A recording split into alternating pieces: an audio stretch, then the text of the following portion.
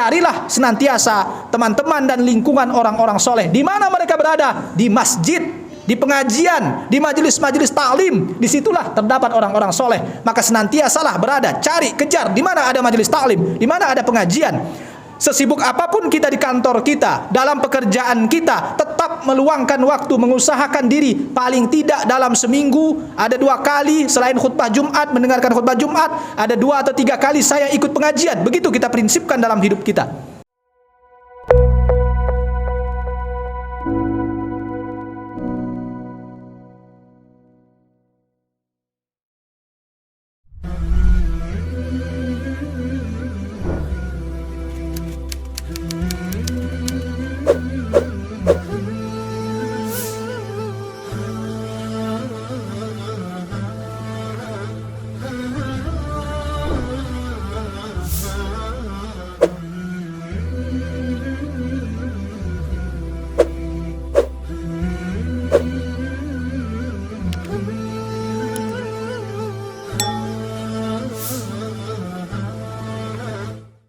Innal hamdalillah nahmaduhu wa nasta'inuhu wa nastaghfiruh wa na'udzu billahi min shururi anfusina wa min sayyiati a'malina. Man yahdihillahu fala mudilla lahu wa man yudlil fala hadiya lahu. Ashhadu an la ilaha illallah wa ashhadu anna Muhammadan abduhu wa rasuluhu la nabiyya ba'dah. Allahumma salli wa sallim ala nabiyyina Muhammad wa ala alihi wa sahbihi wa man tabi'a hudahu ila yaumil qiyamah. Amma ba'd. Ma'asyiral muslimin rahimakumullah. Usikum wa iyaya bi taqwallahi wa ta'atihi la'allakum turhamun. Kama qala Allah ta'ala fil Qur'anil Karim, ya ayyuhalladzina amanu taqullaha haqqa tuqatih wala tamutunna illa wa antum muslimun.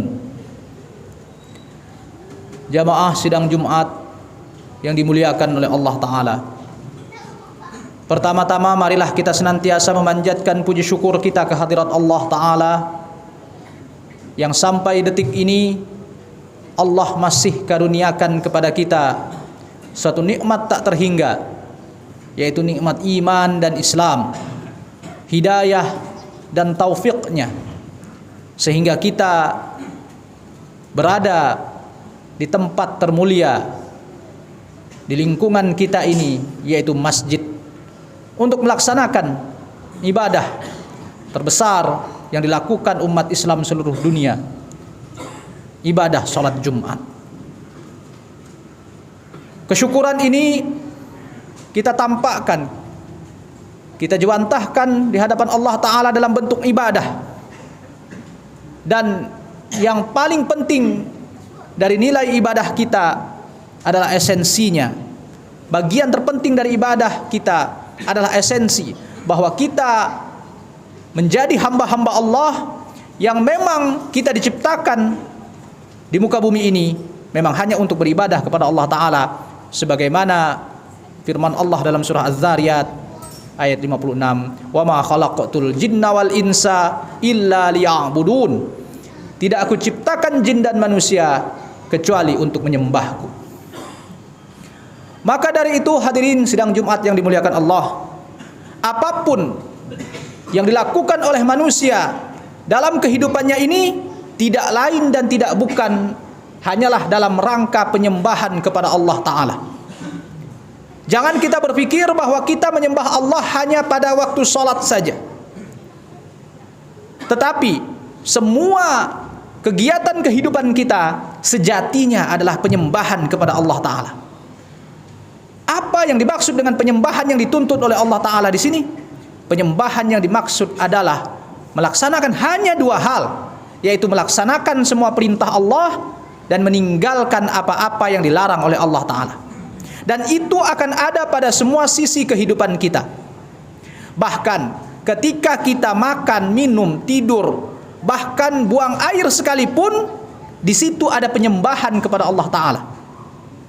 Ketika kita mengetahui adab makan, bahwa makan harus pakai tangan kanan, Tidak boleh, tidak mau kita pakai tangan kiri. Yang tadi sudah pegang botol minuman dengan tangan kiri, kita pindahkan ke tangan kanan demi mengingat hadis Rasulullah sallallahu alaihi wasallam yang melarang makan pakai tangan kiri misalnya, maka itu sudah dinamakan ibadah.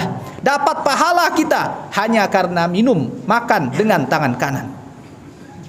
Ketika kita tidur, lalu kita mengingat bahwa sunnahnya tidur itu baca doa sebelum tidur, maka kita sudah beribadah dalam tidur kita dan mendapat pahala dari tidur-tidur kita itu. Bahkan ketika kita buang air, lalu kita mengingat aturan-aturan Islam dalam buang air. Kalau mau masuk WC, baca doa masuk WC yang sudah dihafalkan anak-anak sejak kecilnya. Kemudian dilarang menggunakan bercebok dengan tangan kanan misalnya. Dilarang menyentuh kemaluan dengan tangan kanan. Kita ingat itu semua dan itu kita praktekkan ketika kita buang air, maka itu kita sudah mendapatkan pahala dan sudah bernilai ibadah. Jadi semua sisi kehidupan umat manusia ini pada sejatinya, terutama orang-orang yang beriman kepada Allah Ta'ala, adalah ibadah. Maka Islam tidak mengenal pemisahan antara ibadah, antara agama dengan kehidupan dunia. Kehidupan dunia itu harus patuh pada prinsip dan perintah-perintah agama. Islam tidak mengenal pemisahan bahwa agama hanya ada di masjid. Sementara kalau dia sudah keluar dari masjid, maka dunia yang bicara. Dunia dalam kamus atau dalam prinsip orang-orang yang beriman kepada Allah Ta'ala harus tunduk pada aturan-aturan Islam. Maka semua yang dilakukan oleh umat manusia, di kantornya, di perusahaannya, di lingkungannya, bahkan di negaranya, semua harus memberlakukan hukum-hukum Islam, yaitu yang terkait dengan perintah dan larangan. Kalau kita mempelajari fikih, maka ada kaidah yang agung bahwa semua urusan dunia ini hukumnya adalah boleh atau diizinkan, kecuali yang jelas ada pelarangannya dalam syariat. Orang boleh melakukan apapun, orang boleh makan minum apapun, orang boleh bertransaksi dengan bentuk apapun, orang boleh memerintah dengan gaya politik apapun, selama itu tidak bertentangan dengan syariat Allah. Jadi yang dicari larangannya. Maka ketika orang belajar agama, belajar hukum syariat, ketika memasuki perkara-perkara dunia, dia mencari ini boleh apa tidak, ini dilarang apa tidak, adakah dalil pelarangannya. Bila tidak, berarti itu diperbolehkan. Maka apa yang membedakan kehidupan orang-orang beriman dengan orang-orang yang tidak beriman? Baik itu orang-orang kafir yang memang bukan dari kalangan kaum muslimin, ataupun orang-orang Islam yang hanya, kata orang Islam KTP, yang hanya kebetulan dilahirkan beragama Islam tapi tidak pernah sholat misalnya, atau sehingga itu membuat dia tidak hirau dengan hukum-hukum agama. Apa yang membedakan? Yang membedakan adalah bahwa tindakan orang-orang beriman selalu patuh dan menuruti kaidah-kaidah syariat. Begitu dia tahu bahwa ini hukumnya dilarang misalnya, dia tinggalkan segera karena dia takut dosa. Bahasa sederhana dari orang-orang yang beriman adalah takut dosa. Nah, inilah yang merupakan benteng dalam kehidupan. Kalau setiap orang menjaga ini, maka kehidupan di dunia ini akan aman sentosa. Tidak akan ada pencuri, karena semua orang takut dosa, mencuri dosa. Tidak akan ada orang berani menipu, karena orang takut dosa, menipu adalah dosa. Baik itu terjadi dalam lingkungan, dalam praktek ekonomi, perdagangan, dan dalam praktek pemerintahan juga. Tidak akan ada yang berani korupsi kalau dia takut dosa. Nah, sekarang orang lebih banyak takut kepada hukuman-hukuman manusia. Takut bukan takut dosa, tetapi takut kalau ditangkap KPK misalnya. Bukan takut dosa, tapi takut kalau dihakimi massa. Mencuri nanti kedapatan orang lalu digebuk masyarakat misalnya. Orang lebih takut itu daripada dosa. Banyak orang bahkan sekarang ini akibat dari perang pemikiran, propaganda-propaganda yang menyesatkan kaum muslimin, terutama generasi muda. Kita lihat saja.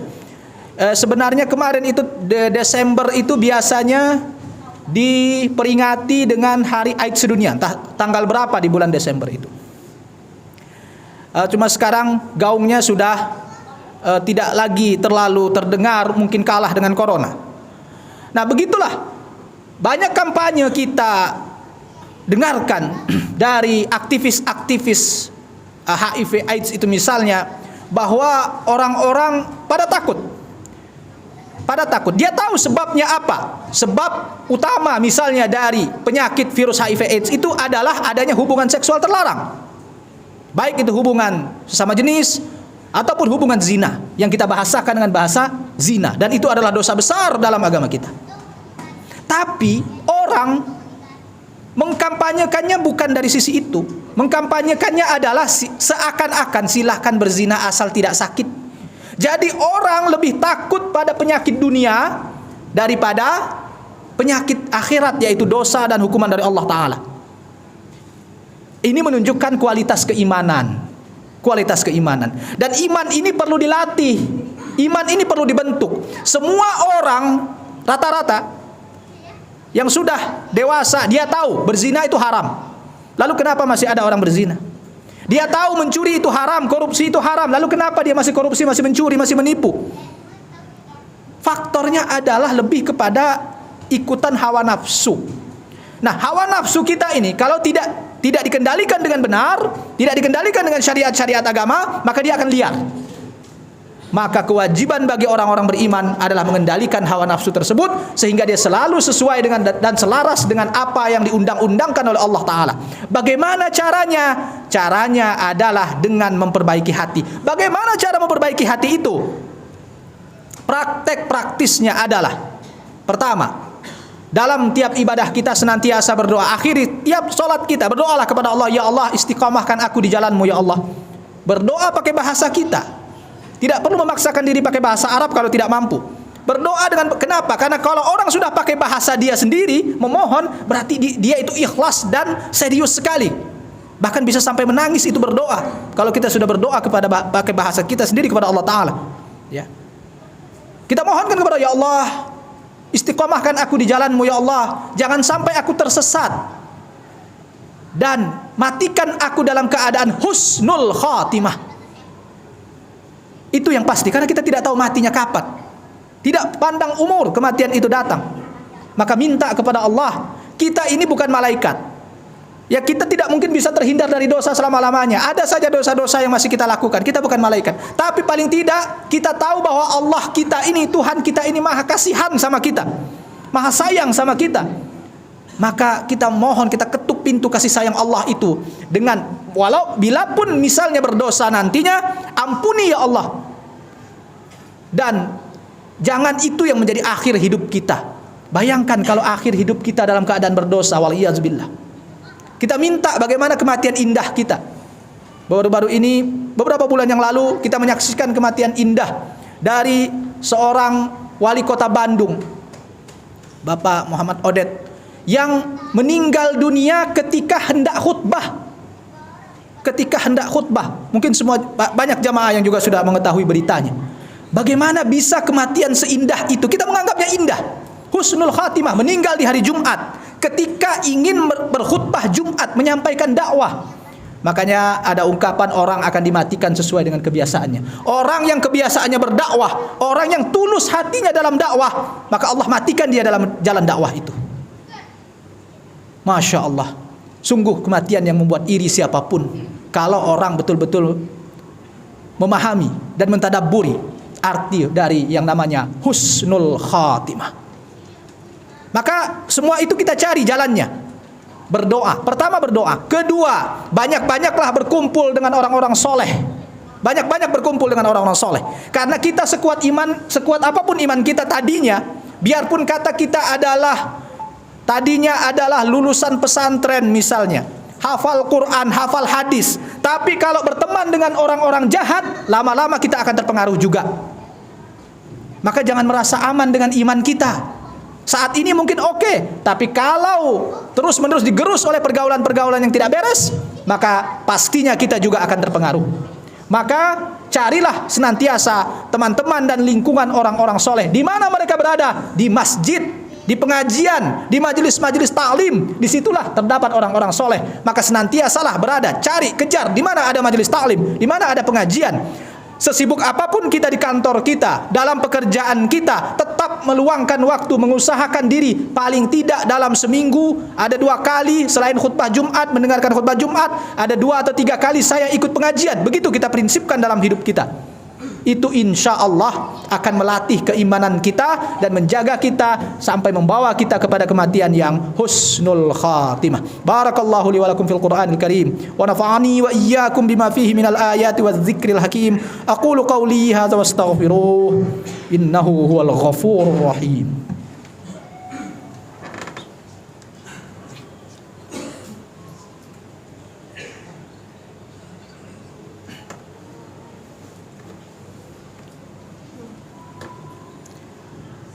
Alhamdulillah, alhamdulillahi rabbil alamin, wa bihi nasta'inu ala umurid dunya wad din. Asyhadu an la ilaha illallah wa asyhadu anna Muhammadar Rasulullah.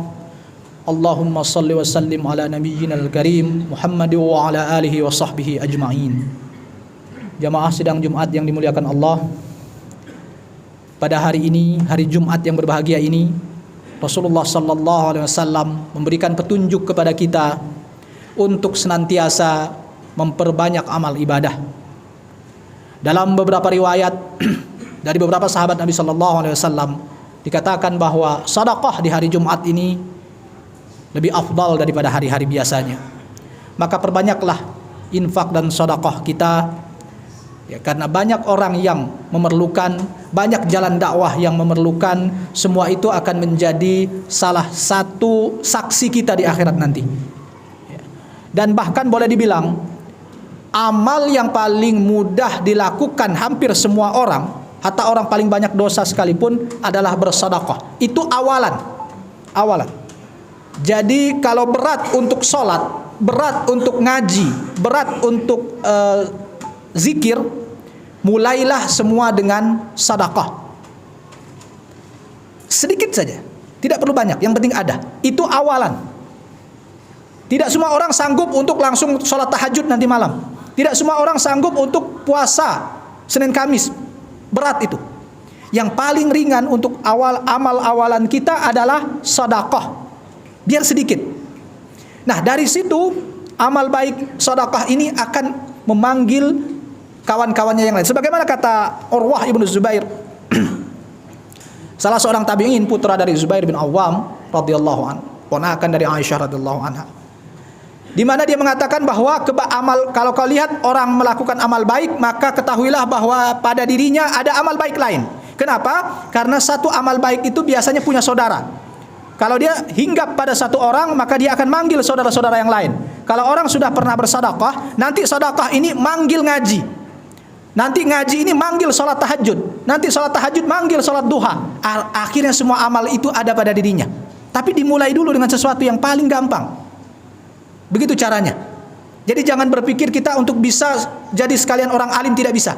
Harus pelan-pelan, harus ada prosesnya. Dan proses yang paling mudah adalah dengan berbuat baik kepada sesama. Salah satunya bersedekah, membantu orang lain, berbuat baik kepada tetangga kita, keluarga kita. Itu akan dinilai biasanya menjadi pemicu kebaikan-kebaikan yang lain. Sebaliknya kata Urwah, apabila orang melakukan suatu perbuatan buruk, maka perbuatan buruk itu juga punya saudara dan akan memanggil perbuatan buruk berikutnya.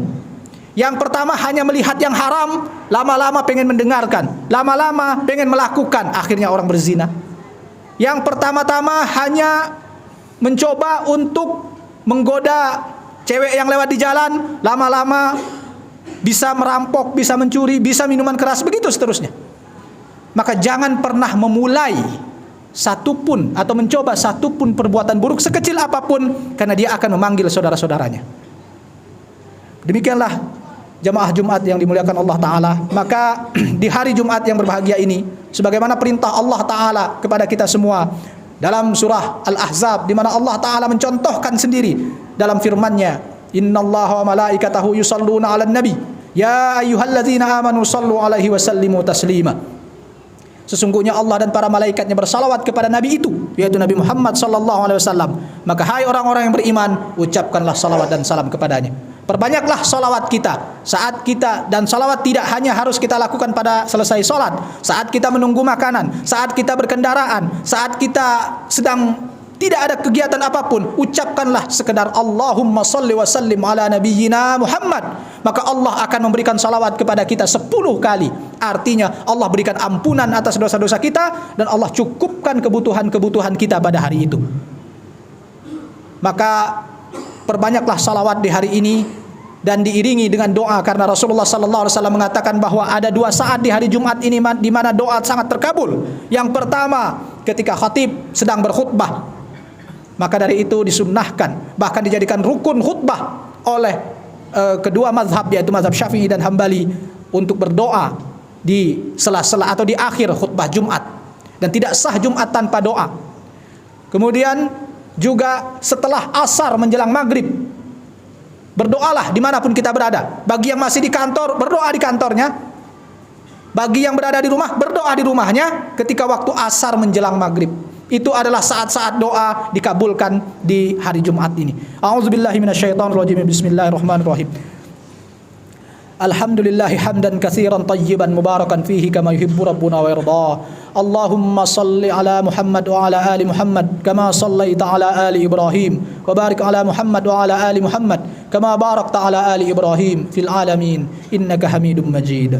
Allahumma ighfir lana dhunubana wa israfana fi amrina wa tsabbit aqdamana wansurna 'alal qaumil kafirin. Allahumma inna nas'alukal huda wat tuqa wal afaf wal ghina ya muqallibal qulub tsabbit qulubana 'ala dinik ya muqallibal qulub tsabbit qulubana 'ala ta'atika wa ta'ati rasulik. Allahumma ighfir lil muslimina wal muslimat wal mu'minina wal mu'minat al ahya'i minhum wal amwat innaka sami'un qaribun mujibud da'awat ya qadiyal hajat. Rabbana la tuzigh qulubana ba'da idh hadaitana wa hab lana min ladunka rahmah innaka antal wahhab. Rabbana atina fid dunya hasanah wa fil akhirati hasanah wa qina azaban nar. Aqimis shalah.